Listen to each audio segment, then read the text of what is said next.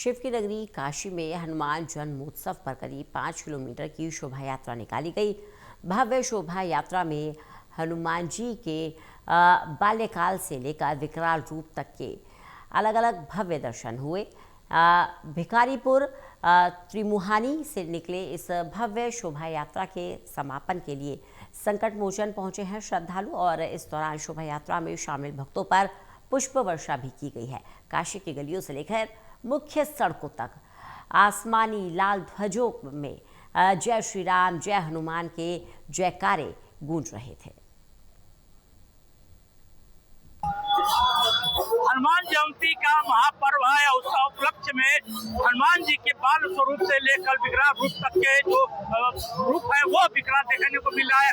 वाराणसी के काशी में जिस तरह से भव्य स्वरूप भव्य ध्वजारोहण निकला है और हजारों की संख्या में करीब 10,000 से ज्यादा संख्या में सनातनी ध्वजारोहण में शामिल हुए हनुमान के ध्वजा यात्रा में। देख सकते हैं तस्वीरें किस तरह से काशी की है। शिव की नगरी काशी पूरा सनातनी से पूरी लाल जो हनुमान की जी के भक्त है उनसे पूरी पटी हुई काशी दिख रही है। ये तस्वीरें बयान करें जिस तरह से यह यात्रा करीब 4 किलोमीटर की लंबी यात्रा है और यात्रा के बाद ये संकट मोचन मंदिर तक जाकर यह समाप्त होगी। लेकिन जिस तरह से सनातनी यह लोग हैं इस तरह से आता है जगह जगह हनुमान चालीसा कीर्तन के साथ और सनातनी ये ध्वजा के साथ जो यात्रा निकली है यह यात्रा खुद बयां करी जिस तरह से काशी में ये सनातनी और यात्रा लोगों को किस तरह से जो ये यात्रा है और काशी में हनुमान सनातनी भक्त यहाँ से बात करेंगे।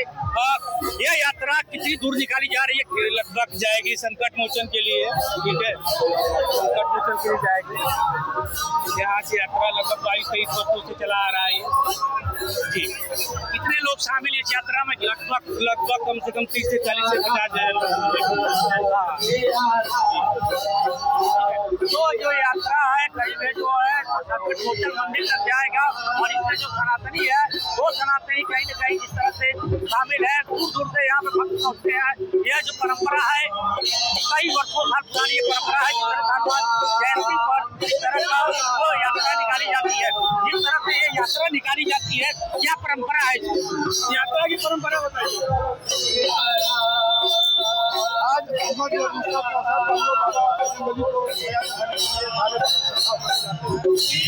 पिछले 22 वर्षों से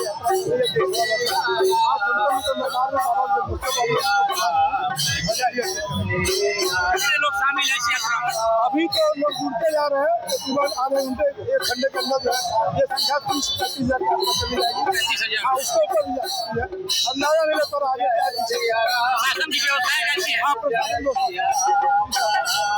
तो इस तरह से इस यात्रा में 4 लोग शामिल होते हैं ऐसा बताया जा रहा है। लेकिन जिस तरह प्रशासन की व्यवस्था है तैनाती की गई है और जो जिस तरह से एक जो लेन है उसको पूरा यात्रा के लिए रखा गया है। जगह जगह पर पुलिस के आला अधिकारी भी तैनात है।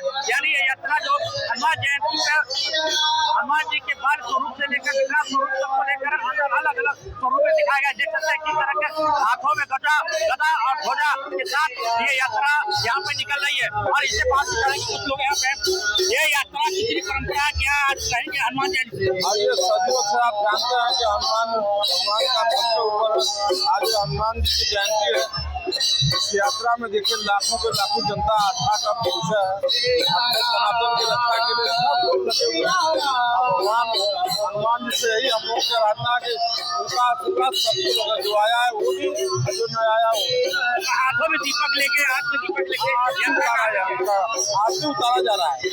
जन्म है उनका ना इसलिए इस तरह जो भक्त हैं उनके आज इस तरह से एक कीर्तन के साथ ये यात्रा निकली है।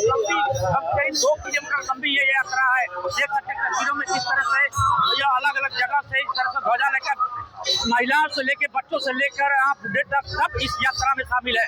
और ये यात्रा करीब जिस तरह से संकट मोचन तक जाकर समाप्त होगा लेकिन हाथों में गदा के साथ ध्वजा के साथ निकली है ये यात्रा।